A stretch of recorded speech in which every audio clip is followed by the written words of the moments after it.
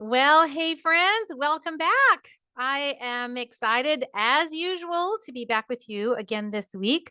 We just finished up some serious conversation with none other than Lee Carroll. I hope that you were able to watch those or listen to those episodes with Lee talking about using therapeutically active, beneficial mushrooms in your practice with your patients. But today we are going to skip over. We've had enough clinical for a few weeks. I wanted to just give you some insight about the things that I've been doing as far as the reading, learning, and continual development. I am a big fan of personal development. Personal development meaning how can I be a better version of myself? How can I make myself a better leader for my team? How do I make myself a better spouse, a better mom? Just a better human being in general. I'm a big fan of that, but I also love learning more clinically because that's my livelihood, just like it is for you. And I think that having some variety as far as what we read is really important. There was a day when I would only read clinical things, meaning like, clinical books, things that had to do with, functional nutrition, functional medicine, all that kind of stuff. That's all that I would ever do. And it kind of gets boring after a little while. Like I kind of felt like I had no life, so to speak. I was just slugging my brain with all of this clinical information. And I realized that there was another part of me that I felt like was maybe, I don't know, I wasn't being fulfilled, I guess is the best way for me to say it. So what I decided to do was I just said, well, I guess what I'm going to do is I'm just going to learn how to read some different things and kind of cross them all together at the same time. So I like to have 3 to 5 books going at one time. And so I'm just going to share with you the ones that I have been enjoying lately. So number 1, here we go. Before I do, I'll tell you, I get asked this a lot are you a hard book reader or an Audible reader? And I have hundreds and hundreds of books, but now I have been doing Audible. And I love Audible because on my first pass through the book, Audible, I know that whether I want to read it again or not. If it's not one that I'm like, okay, it's fine, I'm good, I don't need to listen to it again, then I won't buy the hardcover. However, if I'm listening to an Audible book and I think, oh my gosh, there is such good information here, I need a book and a yellow highlighter, then I will order the book. And so I don't order the books so much now. And besides, it just takes up so much space. I think if my husband saw a order full of books, every time I get a book or two that come from Amazon or wherever I've ordered it from, I think he just secretly rolls his eyes at me like, oh my gosh, more books. What are you going to do with them, woman? But I love me some good books. So let's talk about my top 5 favorite books. So here are my current reads. The first read for me is a book by Keith Cunningham, and it's called The Road Less Stupid. Now, it's not the title's, I don't know, not probably the most intuitive title, but the reason that I love this book is it's a business book. And it's all about the really dumb business decisions that we make and that it's completely normal, super normal. Not one of us ever got a degree in how to open a business. You can get a business degree that teaches you about business, but running and owning a business is completely different. And if I had to add up what I always called the stupid tax, I think that Keith Cunningham calls it that as well. The stupid taxes that we pay for the dumb decisions that we make in business, whether it's hiring a wrong person or I don't know, making a bad investment or buying equipment that didn't work out, or there's just a million different things that you can do that are just dumb bad decisions. And it's not, you didn't go into it, wake up in the morning and think, oh, I think I'm going to go make a really stupid decision today. But it's like a dumb business tax you have to pay that's part of the learning process. And what this book, The Road Less Stupid, is he just talks about lessons and insights about how to avoid common pitfalls and mistakes in business. Because the truth is, really, there is not one of us that is inherently a savvy business owner. We all learn how to run businesses just by hook or crook. And we make lots of mistakes on the way, tens of thousands of dollars, in fact. So he talks about the importance of scheduling thinking time. And thinking time is just maybe just 10 minutes or 15 minutes, but it's the strategic, intentional time that you set aside to strategize and reflect in order to make better business decisions, because you can get quiet and then think about it rather than being reactionary. So it's just really been a great book. I'm listening to it on Audible. The chapters are by topic, which I also like. I like to be able to go to a chapter. The chapters kind of stand alone. So he's got one on finance. I think there's one on cash flow, business development, that kind of thing. So it really is a great book. I think the if I had to sum it up, I think the crux of the book is that business mistakes are unavoidable. You're going to make them, I'm going to make them, and I have made plenty of them. So we just have to learn how to embrace them, how to learn from them, and then how to get back on the horse and keep going. So love the book. Next book, number 2 book. This was a kind of a pleasure book. And I must admit that I don't often listen to them because I secretly in my mind think, oh, I'm not getting anything done. So I'm not productive. This is not a productive book. So I better not be reading it. But it was recommended to me. And I am so glad that I listened to this book. In fact, it's one that I'm going to listen to again, and it's called Green Lights by Matthew McConaughey. Like, yes, the actor Matthew McConaughey is totally pleasure. It was a very out of the ordinary read for me, but it goes through the highlights of his life coming from East Texas, and he makes a note of these points in his life as he's journaled and written down the records of basically his life and experience. And he makes these little like intersections during his life, and he calls them a green light or a red light or a yellow light. So hence the title of the book, Green Lights.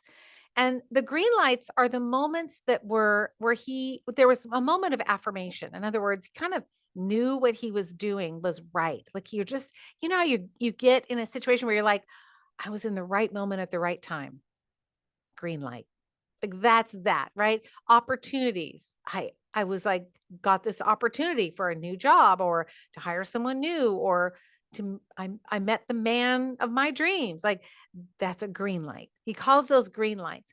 Red and yellow lights are the moments where we have some caution. Like, it might be a hardship or a difficult situation. It might be an obstacle or like a place where you need to take a little pause, somewhere where you have to kind of hold back and go, yellow light.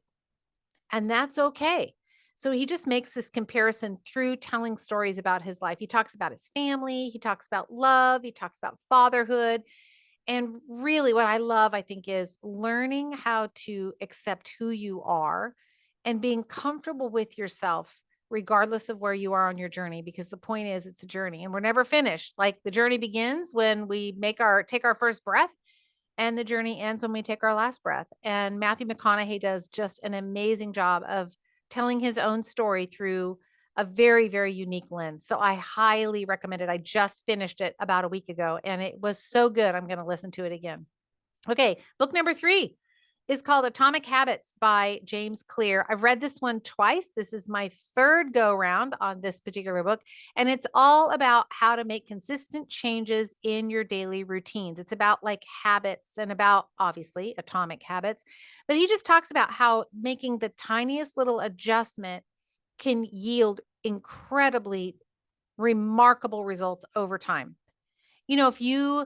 I heard something not long ago about an airplane leaving San Francisco and heading to LaGuardia. And the plane, how does the plane go all the way through the air and get exactly to the landing strip at LaGuardia? Like there cannot be like 1 degree of variation there, but it lands, it gets exactly where it's supposed to be. But if that plane takes off and just literally there is a 1 degree shift in the compass, in the direction or the heading of the plane, that 1 degree shift, and the plane, by the time it reached the other side of the United States, would be 500 miles either side, north or south of the airport, with just a 1 degree shift in the direction or the orientation of the flight path. And that's how it is in life. So when we create good habits, these habits, when we can incrementally make these little tiny subtle shifts, it doesn't take long before we start finding that we are actually closing the gap, having better outcomes, making better choices, and seeing better results in a life. So it's in our lives. So it's not about necessarily like forming a new habit. It's capitalizing on the habits that we do and then learning how to improve them and how to make them even better so they work for us. So there's that one. And then my number 4 book is a clinical book. You knew I wasn't going to get by this without having a clinical book. And it's a new one to me. It's called Serious Nutrition by Dr. Robert Teal. And I came across this book, and I wasn't really sure what it was going to be like, but I am madly in love with this book, and I'll tell you why. I forever, for those of you that know me, you know that I have used and loved standard process and Medicare products forever and ever, have just always used them. And I've loved the philosophy of Dr. Royal Lee. And, over the years, I think that the philosophy kind of got diluted in, modern day, et cetera, and like the way the products are made and so on. But I love the way that he thought, the way that he understood the importance of using food to heal the body rather than these, synthetic chemicals that are part of our better science or better health through science, nutrition concept that we have to deal with now. Most of the supplements are just junky supplements. But Serious Nutrition, what Dr. Teal has done, along with his co authors, what Dr. Teal has done is he's been able to take, in my opinion, Royal Lee's work and bring it forward, expand on it with newer research, updated information, and bring it into the more modern situational setting with the modern patient by helping us really see the continual growth of this whole food philosophy, using foods rather than synthetics. And the book covers all the vitamins, how they work, how the nutrients work, how they work in the body. It's got all the minerals in it. It really just fills in the gaps of what Dr. Royal Lee had, in my opinion. So there might be somebody that disagrees with me. It's okay. It's fine. You don't have to agree with me, but that's just my opinion. I'm actually really enjoying this book. It's a book that is not on Audible, so I can't listen to it. The other ones I can. But this one I've highlighted and highlighted and highlighted. And I think it's going to be a really important reference manual for me. But I'm enjoying just taking my time getting through it. I just read a page, maybe even just a half a page. There's so much information. And then I just sit with it and I'll make some notes in my journal. I have a notebook that I take notes in, clinical notes. And I just make some notes in there. And then I kind of think about it for a few days and I go back and I read a little bit more. But it has been the clinical salve to my soul, my whole food, real food soul. So I would highly recommend that you get that one. You can get it on Amazon or you can get it through Doctor Recommends. And then my last book, which is so fitting that it's the last book, it's called the title is The Happiness Advantage. Does that fit me or what? Yes. The author is Sean Aker, I think is how you pronounce his name, but this one is really, the premise is really individuals or people who are happy and positive are more likely to be productive, resilient, and more successful in their personal and professional lives. That's really the whole premise of the whole book. It just talks about how to cultivate more happiness. And in our world today, we need a lot more of that, in my opinion. It's a really great book. It's easy to read. You can get it on Audible. I have the hardcover and I have it on Audible, and I'm listening to it again on Audible, and I'll probably read it. I love this book. It's the second time I've listened to this book. I just love it. It's really about shifting your mindset on to focus on the positive things. People are inherently good. And yeah, there are some, not so great people out there, but inherently people are good. And life is wonderful. And you can always find that bright spot in your day, in your life, with your kids or your family or your work or a patient. There's always something to be thankful for and happy about. And so if you can cultivate that happiness and bring that positivity, you're going to be more successful. Your professional relationships, your patient relationships. Everybody wants to be around a happy person. Everybody wants to be around a happy person. I'm not always happy, but I really try hard to be happy as often as I can be because I want to have a more successful life and business. And I just want to be a better human being, really. That's what I want. And I want to do it and be happy. It's a core value for me. So that's it. Those are my 5 favorite books. That's what I'm reading right now. It'll change. I'll work my way through them and I'll pick up a few more.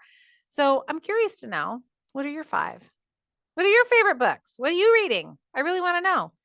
All you have to do is send me an email. I have an email address that's just for podcast listeners, actually. It's hello@rondanelson.com. So send me an email. Let me know what you're reading. I really would love to know because I'm always looking for new books, new things to read.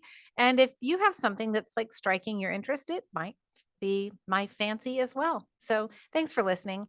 I love that you're here with me every single week. Appreciate you so much. Send me your favorite books. hello@rondanelson.com. All right. Take care, friends. I'll be back next week with another episode of the Clinical Entrepreneur Podcast.